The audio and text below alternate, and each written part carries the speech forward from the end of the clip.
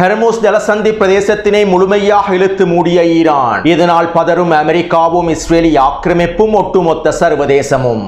அமெரிக்க போர்க்கப்பலான Abraham Lincoln போர்க்கப்பலை இலக்கு வைத்து Iran தாக்குதல்களை மேற்கொண்டுள்ளதா? அமெரிக்க போர்க்கப்பல்களுக்கு எதிரான தாக்குதல்கள் ஆரம்பிக்கப்பட்டு விட்டனவா? ஈரான் அடுத்த கட்டமாக அடிமை அரபு நாடுகளின் எந்த திறன்களை இலக்கு வைத்து தாக்குதல்களை மேற்கொள்ளப் போகின்றது? அடிமை அரபு நாடுகளுக்கு ஈரான் அனுப்பியிருக்கக்கூடிய செய்தி என்ன?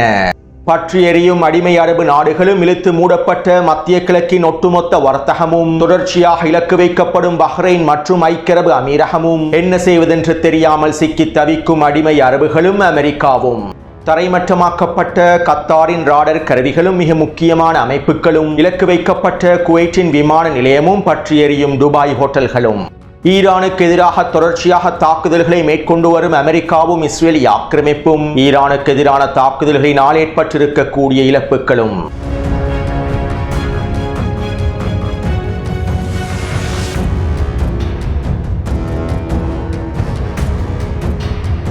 இது ஈரான் அப்டேட்டின் 3வது காணொளியாகும். முதல் 2 காணொளிகளை பார்வையிடாதவர்கள் கீழே இருக்கக்கூடிய லிங்குகளை பயன்படுத்தி பார்வையிடலாம். மேலும் முடியுமானவர்கள் டெலிகிராம் சேனலில் இணைந்து கொள்ளுங்கள். அனைத்து தகவல்களையும் நான் தற்போது டெலிகிராம் சேனலில் மாத்திரமே பதிவிடுகின்றேன். இதனால் முடியுமானவர்கள் அனைவரும் டெலிகிராம் சேனலின் ஊடாக இணைந்து கொள்ளுங்கள். அடுத்து ஈரானின் அதிரடியான தரமான தாக்குதல்களை கண்டித்து அடிமை அரபு நாடுகள் கண்டன அறிக்கைகளை வெளியிடுவதற்கு ஆரம்பித்துள்ளார்கள். இதன் ஆரம்பமாக சவுதி அரேபியா ஈரான் எதிரான கண்டன அறிக்கைகளை வெளியிட்டுள்ளது. கத்தார், ஐக்கிய அரபு அமீரகம், பஹ்ரைன் மற்றும் சவுதி அரேபியாவில் இருக்கக்கூடிய முக்கியமான தளங்களை இலக்கு வைத்து ஈரான் தாக்குதல்களை மேற்கொண்டுள்ளது. ஈரானின் இந்த தாக்குதல்களை நாங்கள் ஒருபொழுதும் ஏற்றுக்கொள்ளப் போவதில்லை. இது எங்களுடைய இறையாண்மையை மீறக்கூடிய தாக்குதல்களாகும். இதனால் ஈரானினுடைய இந்த தாக்குதல்களை நாங்கள் வன்மையாக கண்டிக்கின்றோம் என அடிமை சவுதி அரேபியாவினுடைய வெளியுறவுத்துறை அமைச்சகம் அறிக்கைகளை வெளியிட்டிருந்தது. அது மட்டுமல்லாமல் தற்போது அடிமை அரபுகள் ஒன்றிணைந்து ஈரானுக்கு எதிரான முடிவுகளை எடுக்கப் போவதாகவும் தகவல்கள் வெளியாகியுள்ளன. சவுதி அரேபியா மற்றும் ஐக்கிய அரபு அமீரகத்தினுடைய தலைமையில் ஒட்டுமொத்த அடிமைகளும் ஒன்றிணைந்து ஈரானுக்கு எதிரான முடிவுகளை எடுக்கப் போவதாகவே தகவல்கள் வெளியாகியுள்ளன. இதற்கமைவாக அடிமை அரபுகளின் வெளியுறவுத்துறை அமைச்சர்கள் தொலைபேசி அழைப்புகள் மூலமாக தொடர்புகளை ஏற்படுத்தி அரபு லீக்கின் மூலமாக அவசரமான முடிவுகளை எடுக்கப் போவதாகவும் தெரிவிக்கப்படுகின்றது. ஏனென்றால் தற்போது அமெரிக்காவும் இஸ்ரேலிய ஆக்கிரமிப்பும் அடிமை அரபு நாடுகளும் எதிர்பார்க்காத தாக்குதல்களையே ஈரான் மேற்கொண்டு வருகின்றது. அதாவது அமெரிக்காவும் இஸ்ரேலிய ஆக்கிரமிப்பும் நேட்டோவும் அடிமை அரபு நாடுகளும் ஒரு கணக்கை வகுத்திருந்தார்கள். ஈரானுக்கு எதிரான தாக்குதல்களில் இஸ்ரேலிய ஆக்கிரமிப்பும் பங்கு பற்றுவதன் மூலமாக இஸ்ரேலிய ஆக்கிரமிப்பின் மூலமாக ஈரானுக்கு எதிரான தாக்குதல்களை தொடர்வதன் மூலமாக ஈரான் இஸ்ரேலிய ஆக்கிரமிப்புக்கு எதிரான வீரியமான தாக்குதல்களை மேற்கொள்ளும். இதன்போது அதிகளவான நீண்ட தூர ஏவுகணைகளை பயன்படுத்த வேண்டி ஏற்படும். மேலும் இதற்கமைவாக ஈரானின் நீண்ட தூர ஏவுகணைகளை முழுமையாக முடக்குவதற்கான தயார்படுத்தல்களையே அமெரிக்காவும் இஸ்ரேலிய ஆக்கிரமிப்பும் அடிமை அரபுகளும் நேட்டோவும் மேற்கொண்டிருந்தன. இஸ்ரேலிய ஆக்கிரமிப்புக்கு எதிராக ஈரானினால் குறுந்தூர ஏவுகணைகளையோ இடைத்தர தூர ஏவுகணைகளையோ பயன்படுத்த முடியாது. நீண்ட தூர ஏவுகணைகளைத்தான் இஸ்ரேலிய ஆக்கிரமிப்புக்கு எதிராக பயன்படுத்த முடியும். மேலும் ஆரம்பத்திலேயே ஈரான் இஸ்ரேலிய ஆக்கிரமிப்புக்கு எதிராக நீண்ட தூர ஏவுகணைகளை பயன்படுத்தினால் அது ஈரானுக்கு மிகவும் சவாலானதாக மாறிவிடும். இந்த சந்தர்ப்பத்திலே நீண்ட தூர ஏவுகணை தளங்களை அமெரிக்கா கண்காணித்து உச்ச தாக்குதல்களை மேற்கொண்டுவிடும். இவ்வாறு தான் கடந்த 6 மணித்தியாலங்களாக இஸ்ரேலிய ஆக்கிரமிப்புக்கு எதிராக ஈரான் தாக்குதல்களை மேற்கொள்கின்றது. கிட்டத்தட்ட 40க்கும் அதிகமான ஏவுகணை தாக்குதல்களை ஈரான் இஸ்ரேலிய ஆக்கிரமிப்புக்கு எதிராக மேற்கொண்டு விட்டது. மேலும் இந்த தாக்குதல்களை தொடர்ந்து அமெரிக்காவும் இஸ்ரேலிய ஆக்கிரமிப்பும் நேட்டோ நாடுகளும் அடிமை அரபுகளும் ஈரானின் நீண்ட தூர ஏவுகணை தளங்களை இலக்கு வைத்து தாக்குதல்களை மேற்கொள்ள ஆரம்பித்தார்கள். கடந்த 6 மணித்தியாலங்களுக்குள் ஈரானின் 8 ஏவுகணை தளங்கள் அளிக்கப்பட்டிருப்பதாக தெரிவிக்கப்படுகின்றது. எனவே யுத்த காலத்தில் ஏற்றவாறு ஈரான் அதனுடைய திறன்களையும் தாக்குதல் வடிவங்களையும் மாற்றி அமைத்தே தீர வேண்டும். ஏனென்றால் அமெரிக்காவும் இஸ்ரேலிய ஆக்கிரமிப்பும் ஒட்டுமொத்த மேற்குலகமும் இஸ்ரேலிய ஆக்கிரமிப்புக்கு எதிரான ஈரானின் ஏவுகணை தாக்குதல்களை முறியடிப்பதற்காகவே களமிறங்கியுள்ளார்கள். மத்திய கிழக்கு பிராந்தியத்திலும் ஐரோப்பாவிலும் இஸ்ரேலிய ஆக்கிரமிப்பிலும் 300க்கும் அதிகமான போர் விமானங்கள் களமிறக்கப்பட்டுள்ளன. ஒட்டுமொத்த வான் பாதுகாப்பு ஏவுகணைகளும் களமிறக்கப்பட்டுள்ளன. எனவே ஆரம்பத்திலேயே ஈரான் இஸ்ரேலிய ஆக்கிரமிப்புக்கு எதிரான வீரியமான தாக்குதல்களை மேற்கொண்டால் அது அமெரிக்காவுக்கும் இஸ்ரேலிய ஆக்கிரமிப்புக்கும் ஒரு சிறந்த வாய்ப்பாகவே மாறிவிடும். ஏனென்றால் அமெரிக்காவினுடைய கணிப்பின்படி இஸ்ரேலிய ஆக்கிரமிப்புக்கு எதிரான ஏவுகணை தாக்குதல்களை முறியடிப்பதே முதன்மை நோக்கமாக கொண்டிருந்தார்கள். இதற்காகவே அனைத்து தயார்படுத்தல்களையும் மேற்கொண்டிருந்தார்கள். மேலும் மத்திய கிழக்கு பிராந்தியத்தில் இருக்கக்கூடிய அமெரிக்க இராணுவ கட்டளை தளத்திற்கு எதிராக ஈரான் வீரியமான தாக்குதல்களை மேற்கொள்ளாது அரபு நாடுகளில் இருக்கக்கூடிய அமெரிக்க தளங்களுக்கு எதிராகவும் அமெரிக்க நலன்களுக்கு எதிராகவும் ஈரான் வீரியமான தாக்குதல்களை மேற்கொள்ளாது. இதனால் நாங்கள் இஸ்ரேலிய ஆக்கிரமிப்பை வைத்து ஈரானின் கதையை முடித்து விடுவோம் என்று அமெரிக்காவும் ஒட்டுமொத்த மேற்குலகமும் இஸ்ரேலிய ஆக்கிரமிப்பும் திட்டமிட்டிருந்தார்கள். ஆனால் ஈரான் தற்போது அந்த சமன்பாடுகளை முழுமையாக மாற்றிவிட்டது. அமெரிக்காவும் இஸ்ரேலிய ஆக்கிரமிப்பும் அடிமை அரபு நாடுகளும் எதிர்பார்க்காதவாறு மத்திய கிழக்கு பிராந்தியத்தில் இருக்கக்கூடிய அமெரிக்க கட்டளை தளங்களை இலக்கு வைத்து ஈரான் வீரியமான தாக்குதல்களை மேற்கொண்டு வருகின்றது. இந்த தாக்குதல்களுக்காக ஈரானின் நீண்ட தூர ஏவுகணைகள் பயன்படுத்த தேவையில்லை. குறுந்தூர் ஏவுகணைகளையும் இடைத்தர தூர ஏவுகணைகளையும் பயன்படுத்திய ஈரானினால் இந்த தாக்குதல்களை இலகுவாக மேற்கொண்டு விட முடியும். மேலும் ஈரானிடம் அதிகளவான குறுந்தூர் ஏவுகணை தளங்களும் இடைத்தர தூர ஏவுகணை தளங்களும் காணப்படுகின்றன. இதனால் அமெரிக்கா குறித்த ஏவுகணை தளங்களை இலக்கு வைத்து தாக்குதல்களை மேற்கொண்டாலும் அது ஈரானுக்கு மிகப்பெரிய இழப்பாக இருக்காது. எனவே தற்போதைய போர்க்களத்திலிருந்து அமெரிக்காவை பின்வாங்க செய்ய வேண்டும் என்பதே ஈரானினுடைய முதன்மை இலக்காகும். அமெரிக்காவை பின்வாங்க செய்ததற்கு பின்பு இஸ்ரேலிய ஆக்கிரமிப்பை தனியாக கவனித்துக் கொள்ளலாம். மேலும் இஸ்ரேலிய ஆக்கிரமிப்பு தனியாக சிக்கிக் கொள்ளும். அது மட்டுமல்லாமல் ஈரானிய அரசாங்கத்தினை வீழ விடாமல் பாதுகாத்துக் கொள்ள வேண்டியதும் ஈரானிய அரச தலைவர்களின் மிக முக்கியமான கடமையாகும். சுருக்கமாக குறிப்பிடுவதாக இருந்தால் தற்போது ஈரான் ஒரே நேரத்தில் பல சவால்களை சமாளிக்கக்கூடிய வகையிலேயே இந்த தாக்குதல் திட்டங்களை வடிவமைத்துள்ளது. கிரிக்கெட் விளையாடுவது போன்று இந்த போர்க்களத்தை அணுக முடியாது. மேலும் ஈரானுக்கு எதிராக ஒரு நாடு மாத்திரம் களமிறங்கவில்லை. ஒட்டுமொத்த மேற்குலகமும் அடிமை அரபுகளும் ஒன்றிணைந்து ஈரானுக்கு எதிராக களமிறங்கியுள்ளார்கள். ஈரான் தனி நாடாக தனியாக நின்று ஒட்டுமொத்த சவால்களையும் எதிர்கொள்ள வேண்டும். எனவே இந்த சந்தர்ப்பத்தில் ஈரான் அதனுடைய கணக்கீடுகளையும் மதிப்பீடுகளையும் திறம்பட மேற்கொண்டே இந்த தாக்குதல்களை மேற்கொள்ளும். இதற்கமைவாகவே ஈரான் தற்போது மத்திய கிழக்கு பிராந்தியத்தில் இருக்கக்கூடிய அமெரிக்க கட்டளை தளங்களை பதம் பார்த்து வருகின்றது. அத்தோடு ஈரானின் இந்த தரமான வீரியமான தாக்குதல்களை அமெரிக்காவும் இஸ்ரேலிய ஆக்கிரமிப்பும் அடிமை அரபுகளும் எதிர்பார்க்காததனால் இது அவர்களுக்கு மிகப்பெரிய சவாலாக மாறியுள்ளது. கடந்த 2 மணித்தியாலங்களுக்குள் ஈரான், பஹ்ரைன், ஐக்கிய அரபு அமீரகம், கத்தார் மற்றும் ஜோர்டானில் இருக்கக்கூடிய அமெரிக்க இராணுவ கட்டளை தளங்களை இலக்கு வைத்து 5ஆம் கட்ட தாக்குதல்களையும் மேற்கொண்டிருந்தது. இன்னும் 2 மணித்தியாலங்களுக்குள் இந்த அமெரிக்க கட்டளை தளங்களுக்கு எதிராக 6ஆம் கட்ட தாக்குதல்களையும் ஈரான் ஆரம்பிக்க போகின்றது. குறிப்பாக பஹ்ரைனை இலக்கு வைத்து ஈரான் உச்ச தாக்குதல்களை மேற்கொண்டு வருகின்றது. மேலும் இந்த வீரியமான தாக்குதல்களின் மூலமாக ஈரான் அடிமை அரபுகளுக்கு ஒரு மறைமுகமான செய்தி ஒன்றை அனுப்பியுள்ளது. அதாவது அடிமை அரபுகளுக்கு தற்போது 3 வாய்ப்புகள் இருக்கின்றன.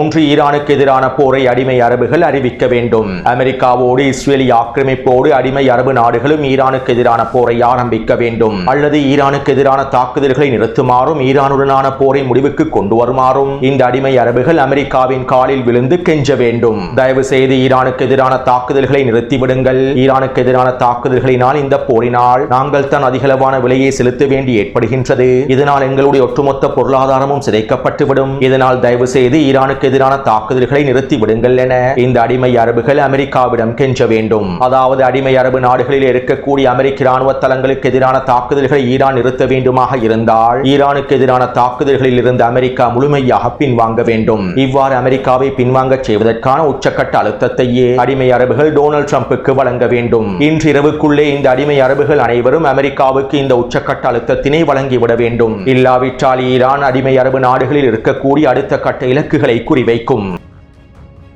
அதாவது கடந்த 10 மணித்தியாலங்களுக்கு மேலாக ஈரான் அடிமை அரபு நாடுகளில் இருக்கக்கூடிய அமெரிக்க கட்டளை தளங்களை இலக்கு வைத்தே தாக்குதல்களை மேற்கொண்டு வருகின்றது. மேலும் இந்த தாக்குதல்களில் இருந்து அமெரிக்கா பின்வாங்காவிட்டால் அடிமை அரபு நாடுகளில் இருக்கக்கூடிய அமெரிக்காவினுடைய நலன்களை இலக்கு வைத்தும் அமெரிக்காவினுடைய சொத்துக்களை இலக்கு வைத்தும் ஈரான் அடுத்த கட்டமாக தாக்குதல்களை மேற்கொள்ள ஆரம்பிக்கும். சவுதி அரேபியாவிலும், துபாயிலும், அபுதாபியிலும், பஹ்ரைனிலும், கத்தாரிலும் அமெரிக்காவினுடைய பல எண்ணெய் உற்பத்தி நிறுவனங்கள் காணப்படுகின்றன. இந்த எண்ணெய் உற்பத்தி நிறுவனங்களுக்கு எதிராக ஈரான் அடுத்த கட்ட தாக்குதல்களை ஆரம்பிக்கும். மேலும் அரபு நாடுகளில் அமெரிக்க தலைவர்கள் தங்கியிருக்கக்கூடிய ஹோட்டல், விடுதிகள், இன்னும் அமெரிக்க இராணுவ தளபதிகள் தங்கியிருக்கக்கூடிய பிரதேசங்களை இலக்கு வைத்தும் ஈரான் தாக்குதல்களை ஆரம்பித்துவிடும். அது மட்டுமல்லாமல் இந்த அரபு நாடுகளில் இருக்கக்கூடிய அமெரிக்காவினுடைய வர்த்தக நிலையங்களை இலக்கு வைத்தும் ஈரான் அடுத்த கட்ட தாக்குதல்களை ஆரம்பிக்கும். மேலும் இந்த தாக்குதல்களுக்கான ட்ரெய்லர் தாக்குதல்களையும் தற்போது ஈரான் மேற்கொண்டுள்ளது. அதாவது பஹ்ரைனின் கடற்படை கட்டளை தளத்திற்கு அருகாமையில் இருக்கக்கூடிய கிராண்டயா என்கின்ற ஹோட்டலை இலக்கு வைத்து தாக்குதலை மேற்கொண்டுள்ளது. ட்ரோன்கள் மூலமாக இந்த தாக்குதல்கள் மேற்கொள்ளப்பட்டுள்ளன. குறித்த தாக்குதலை டெலிகிராம் சேனலில் பதிவிட்டுள்ளேன். மேலும் குறித்த ஹோட்டலில் தான் அமெரிக்காவினுடைய கடற்படை தளபதிகள் இருப்பதாகவும் அவர்கள் தங்கியிருக்கக்கூடிய அறைகள் இருப்பதாகவும் தெரிவிக்கப்படுகின்றது. இவற்றை இலக்கு வைத்து ஈரான் தற்போது தாக்குதல்களை மேற்கொண்டுள்ளது. அதே போன்று துபாயின் பூர்ஜ் கலிஃபா ஹோட்டலுக்கு அருகாமையில் இருக்கக்கூடிய பிரதேசங்களிலும் ட்ரோன் தாக்குதல்கள் மேற்கொள்ளப்பட்டுள்ளன. இவை தொடர்பான காணொளிகளையும் டெலிகிராம் சேனலில் பதிவிட்டுள்ளேன். மேலும் இந்த தாக்குதலினால் ஒட்டுமொத்த பஹ்ரைனும் துபாயும் இழுத்து மூடப்பட்டுள்ளன. துபாயினுடைய வர்த்தகம் முழுமையாக முடக்கப்பட்டுள்ளது. ஐக்கிய அரபு அமீரகத்தினுடைய ஒட்டுமொத்த விமான சேவைகளும் முடக்கப்பட்டுள்ளன. பஹ்ரைனினுடைய ஒட்டுமொத்த விமான சேவைகளும் முடக்கப்பட்டுள்ளன.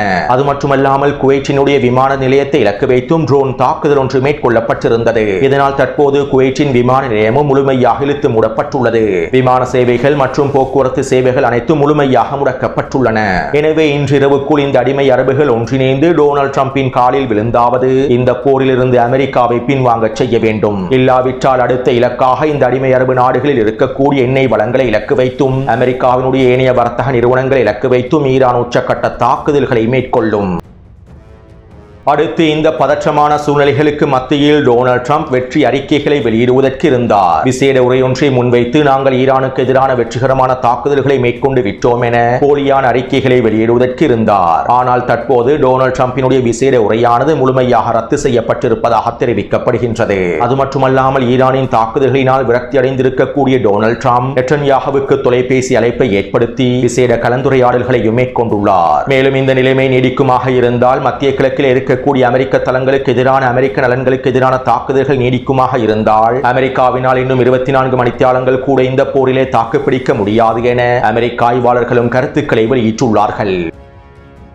அத்தோடு ஈரானினுடைய வெளியுறவுத்துறை அமைச்சர் அப்பாஸ் அரக்சி அவர்கள் அதிரடியான அறிவிப்புகளை வெளியிட்டிருந்தார். நெட்டன்யாஹு மற்றும் டொனால்ட் ட்ரம்ப் ஒன்றிணைந்து ஈரானுக்கு எதிராக ஆரம்பித்திருக்கக்கூடிய இந்த போரானது சட்டவிரோதமானது. சர்வதேச விதிமுறைகளை மீறிய இந்த போர் ஆரம்பிக்கப்பட்டுள்ளது. மேலும் டொனால்ட் ட்ரம்ப் அமெரிக்கா ஃபெஸ்ட் என்கின்ற அவருடைய கொள்கையிலிருந்து பின்வாங்கிவிட்டார். தற்போது டொனால்ட் ட்ரம்புக்கு இஸ்ரேல் ஃபெஸ்ட் என்பது தான் கொள்கையாகும். இதற்கு அர்த்தம் எப்போதும் அமெரிக்கா கடைசிதான். அத்தோடு எங்களுடைய சக்தி வாய்ந்த ஆயுதப்படைகள் இந்த நாளுக்காகத்தான் அனைத்தையும் தயார் செய்து காத்திருந்தார்கள். ஆக்கிரமிப்பு அடிப்பணியும் வரை நாங்கள் பதிலடி தாக்குதல்களை மேற்கொள்வோம். ஈரானிய மக்களும் ஈரானிய இராணுவத்தினரும் முப்படைகளும் உறுதியாக இருக்கின்றார்கள். அதே போன்று நாங்கள் ஒரு பொழுதும் சரணடைய போவதில்லை. அமெரிக்காவினுடைய நிபந்தனைகளை ஏற்றுக்கொள்ளப் போவதில்லை. யுரேனியம் செறிவூட்டலை நிறுத்தப் போவதில்லை. எங்களுடைய செறிவூட்டப்பட்ட யுரேனியத்தினை வேறு நாடுக்கு கடத்தப் போவதில்லை. அமெரிக்காவினுடைய ஒரு நிபந்தனையை கூட நாங்கள் ஏற்றுக்கொள்ளப் போவதில்லை. எங்களுடைய நிலைப்பாடுகளில் நாங்கள் உறுதியாகவே இருக்கின்றோம். ஏனென்றால் நாங்கள் ஈரானியர்கள் என ஈரானிய வெளியுறவுத்துறை அமைச்சர் அப்பாஸ் அரக்சி அவர்கள் அதிரடியான கருத்துக்களை வெளியிட்டிருந்தார்.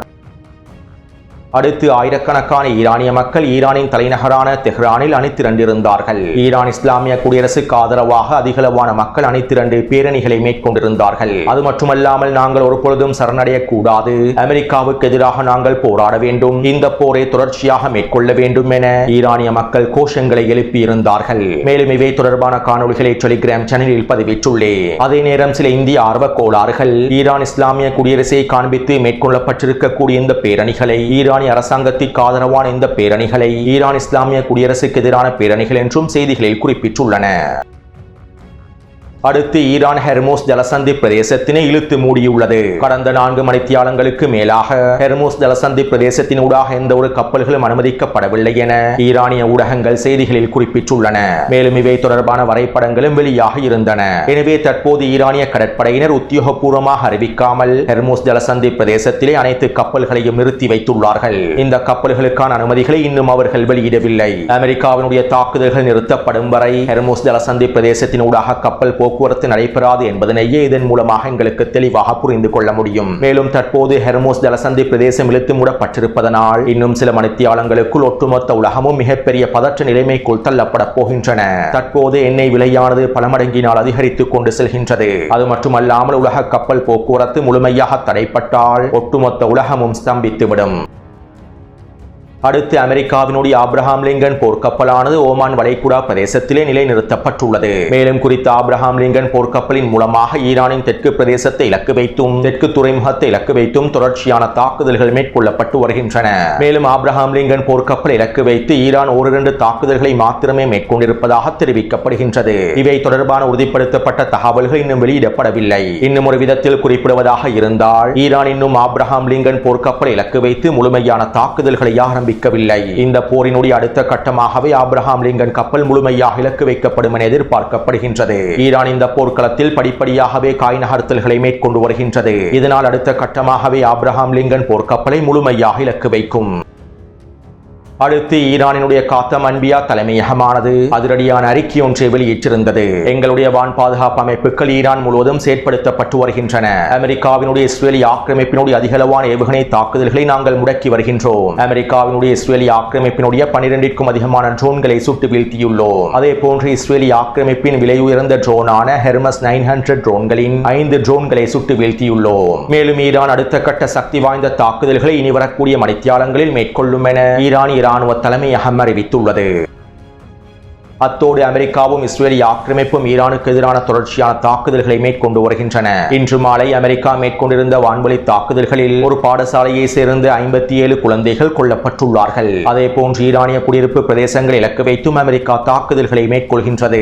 கடந்த 10 மணித்தியாலங்களுக்குள் அமெரிக்காவும் இஸ்ரேலிய ஆக்கிரமிப்பு மேற்கொண்டிருக்கக்கூடிய தாக்குதல்களில் ஈரானுக்குள்ளே 25க்கும் அதிகமான இடங்களில் வெடிப்பு சம்பவங்கள் பதிவாகியுள்ளன. ஈரானினுடைய மேற்கு பிரதேசத்திலேயே அதிகளவான தாக்குதல்கள் மேற்கொள்ளப்பட்டுள்ளன. இந்த தாக்குதல்கள் தொடர்பான காணொளிகளையும் டெலிகிராம் சேனலில் பதிவிட்டுள்ளேன். எனவே இந்த காணொளி தொடர்பான கருத்துக்களை பதிவிடுங்கள். அடுத்த காணொளியை விரைவாக பதிவிடுகின்றேன். தொடர்ந்து என்னுடன் இணைந்திருங்கள். நன்றி, வணக்கம்.